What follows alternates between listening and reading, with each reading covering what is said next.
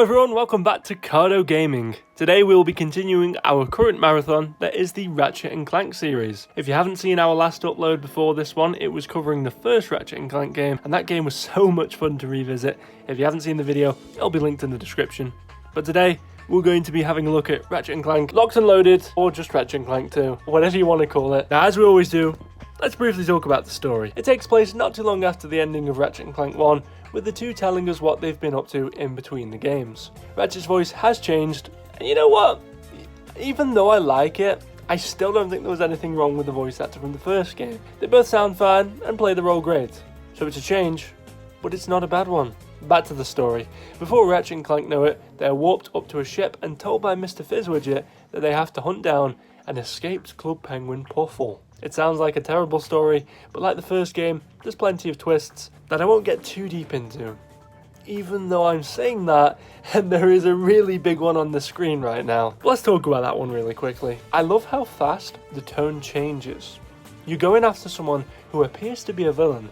They've captured Clank, they have the Puffle, and you have to stop them, all while not knowing what they even look like. Then later into the game, you find out who she is, and that she thought you were the bad ones, and now the game throws you on a path to get to the bottom of it all and put a stop to the plans. It's a really well crafted story, with more twists than the one I've already ruined, so don't worry. Alright, just what the is going on? Let's move on to my next topic, which would normally be the basic gameplay. But as Ratchet still controls exactly the same, let's talk about the weapons, as they are the key part of this franchise that keeps changing the most, making each title feel unique. It's safe to say they've mastered the weapons in this game. Where Ratchet and Clank has the typical weapons such as the flamethrowers, missile launchers, and bomb gloves, the developers really let their imaginations run wild with this one, including weapons such as the lava gun, the heavy bouncer, and the gravity bomb. All of the weapons are insane, and this time around they can all be upgraded by just using them. Each kill you get with them adds more and more to a bar that when full levels the weapon up. This greatly improves the weapon, changing not only their look and their power, but also the performance. Well, I say all of the weapons get improved, except for the lava gun. This weapon is literally ruined by its upgrade. It was such a fun weapon to run around in circles, spraying lava at enemies. It covered such a large radius, but then for some reason, they thought that it would be a really good idea to ruin the whole fun from the weapon and make it worse than it was before the upgrade. Now it just shoots out rocks of molten lava. It really does annoy me.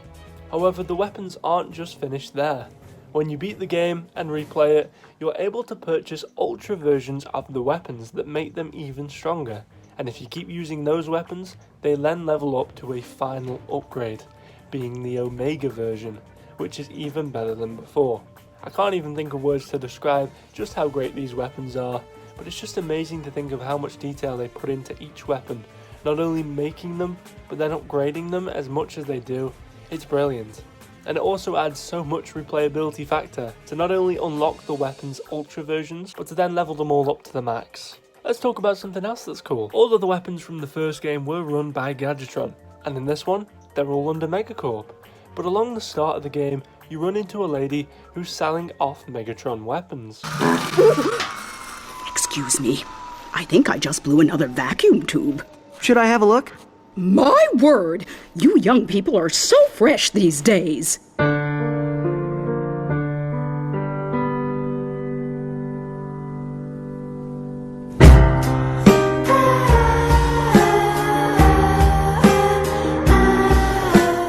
This allows the player to purchase some of the weapons from the first game.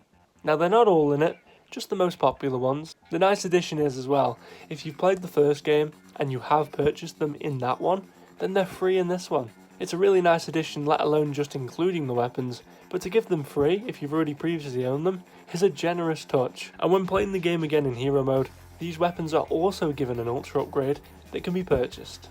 These are basically the golden upgrades from Ratchet and Clank 1, but without the golden tint to them. We've touched on the weapons, then their upgrades, then in hero mode, their Omega versions, but then surely that's all that you can do with the weapons. And really, you'd think it would be, as that's already a huge upgrade from the original.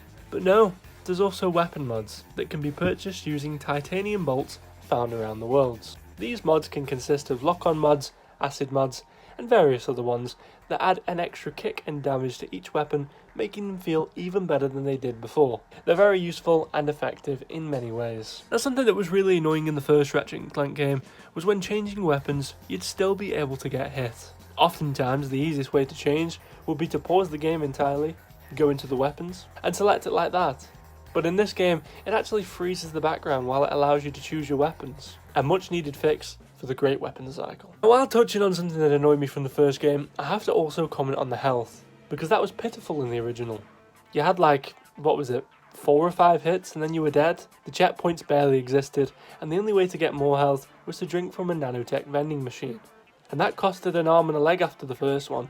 Besides, you unlocked this way too late into the game, and overall, it just wasn't practical enough. Well, it fills me with great joy to announce that that problem is non-existent in this game. Gone are the stupid vending machines with their overpriced charges. Instead, you earn it over time. The more kills you get, the higher your nanotech bar rises.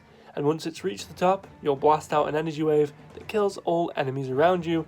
Nanotech can also be found hidden around certain planets. It's really incredible looking at just how much health you end up with by the end of the game, let alone a replay. They also added armor for Ratchet this time around, with its own little armor vendor as well. Armor can be purchased to help prevent the amount of damage taken, and also make Ratchet look even cooler. I really like each armor that you get, and I wouldn't say that I have a personal favourite.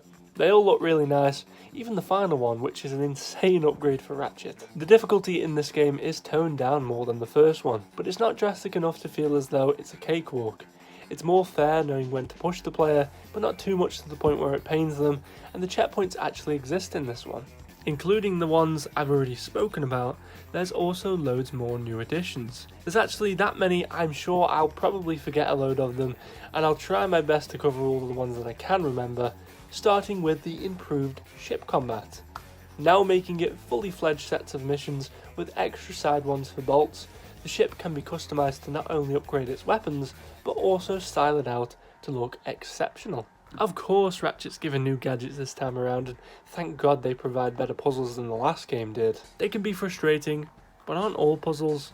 They're far better than the last one, but my favourite gadget would have to be a new set of Ratchet's boots, called the Charge Boots. These bad boys blast Ratchet off, making it faster to get around, and they are ideal for 2 planets in particular, which include a brand new and exciting treasure hunt minigame, where the player is sent out to find, break and collect crystal fragments in both the desert and the Arctic. They start with a low number to progress the story, but then allow you to find the rest that can be then traded for bolts. Even more bolts in hero mode. I can't describe how much fun these are. Now, frustrating when there's only one left, but the satisfaction you get breaking that final one is undescribable. Continuing on with more new additions, you get to compete in biker races. There's 2 different tracks to race on, and you get to have weapons on them as well. It's like an early build of Jack X. Like most of the extras, there's main quests for them, and when completed, side quests can then be done with more challenges to unlock more bolts. The challenges are very addicting, but not as addicting as the newly added arenas. There's 2 of these as well, one at the start of the game, and the second one being unlocked later into it. They battle you against waves of enemies, and sometimes even bosses, for bolt prizes. The first arena is a basic arena, but no complaints there because it's a very fun one, while the second one switches the gameplay up every now and then, throwing Ratchet into the sky to grab onto floating metal surfaces to take on more waves of enemies and bosses. The arenas are amazing, which is why they continue to become a staple for the series, with almost every game after this one featuring it. Giant Clank also returns Sweet. for a couple of boss fights here and there, remaining to feel just like he did in the original, which I won't complain about because he was fine. A normal sized Clank also returns, far better this time around, with some new friends. The new friends aren't anything special, but they don't need to be. Thankfully, the missions as Clank are much shorter than the previous game, making sure they never outstay their welcome. In the original, I hated playing as Clank. In this one, I don't mind it. I think it's okay. Now, the music is still beautiful, but it's not as memorable as the first game. But it's not to say it doesn't have some pretty solid tracks. Like, who could forget this one? Thank you for choosing Megacorp, where our customers come first.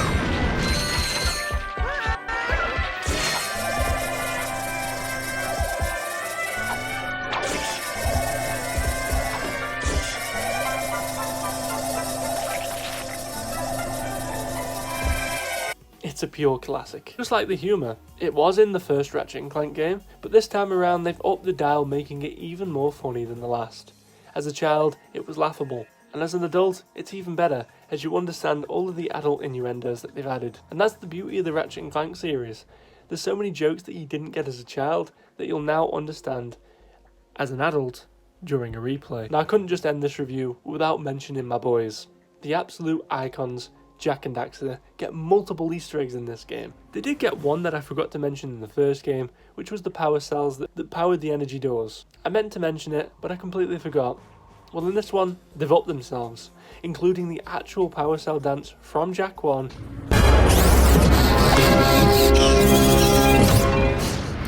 Sorry. And 3 separate posters showing off the 2 icons in their Jak 2 style, as that was the Jak game that was released that year. Likewise, Jak and Daxter has the same Easter egg in their game with a poster of Ratchet and Clank in their free roam Haven City. Confuses me a little that they used the same picture of Jak and Daxter 3 times. Like, why didn't they change it up a bit? 2 of them are within walking distance. It also would have been nice to have their logo in it as well for both Ratchet and Jak, but hey, I'm just moaning now. It's a nice Easter egg, and as a huge fan of Jak, I appreciate it. And if you didn't know, all 6 Jak games have been revisited and reviewed on the channel in case you missed them and would like to check them out.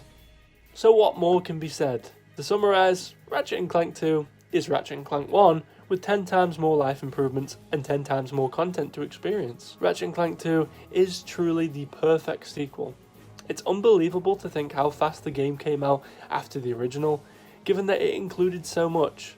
But then again, the first game included so much content, it's surprising to see how Insomniac managed to overpower it. I look forward to seeing what improvements the next game has to offer. I give Ratchet and Clank 2 a 9.5 out of 10. A genuinely perfect sequel that I didn't appreciate nowhere near as much. I always thought 2 was okay, while 3 was the best, and that was because I was given 3 after 1. I played through it over and over before I finally got my hands on 2, and now going back through them the proper way in order to experience the beauty and the joy that the first game had to offer, and then see the huge upgrade that the second one has really opened my eyes at just how fantastic this game is. I can't stress it enough, Ratchet and Clank 2 is a fantastic game. And that's it for today's video, everybody. I do hope you enjoyed it, and if you did, don't forget to drop it a like and subscribe for more, as in the next video we'll be covering Ratchet and Clank 3. Let me know in the comment section, what did you think about Ratchet and Clank 2, and what was your favourite moment from the game? Thank you all for watching. Hope to see you in the next video, where we'll be wrapping up the Ratchet and Clank trilogy marathon. We've actually just hit over 800 subscribers, so I want to say a big huge thank you. Our next milestone will be 850 subs, so hopefully we can reach that soon. Thank you everybody for watching, and goodbye for now.